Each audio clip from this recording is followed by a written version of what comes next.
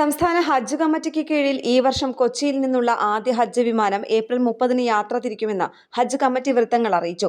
ആദ്യ ഹജ്ജ് വിമാനം ഏപ്രിൽ 30-ന് ഉച്ചയ്ക്ക് 2:10-ന് കൊച്ചിയിൽ നിന്ന് പുറപ്പെട്ട് വൈകുന്നേരം 5:30-ന് ജിദ്ദയിൽ എത്തിച്ചേരും.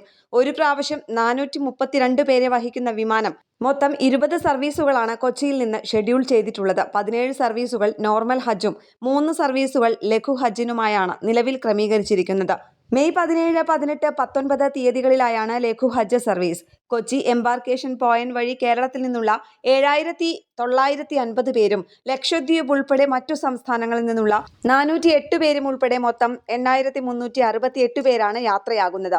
കേരളത്തിൽ നിന്നുള്ള മറ്റ് എംബാർക്കേഷൻ പോയിന്റുകളായ കണ്ണൂരിൽ നിന്നും മെയ് 5 മുതൽ മെയ് 14 വരെ ഫ്ലൈ അതിൽ 13 സർവീസുകളും, കോഴിക്കോട് നിന്നും മെയ് 15 മുതൽ മെയ് 18 വരെ ആകാശ എയർ 7 സർവീസുകളുമാണ് നടത്തുന്നതെന്നും ഹജ്ജ് കമ്മിറ്റി വൃത്തങ്ങൾ അറിയിച്ചു.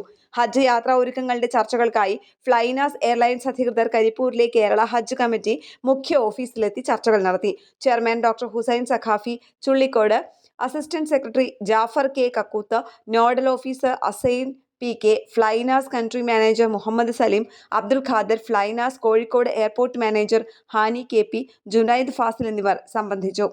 ന്യൂസ് ഡെസ്ക് കേരള പ്രണാമം.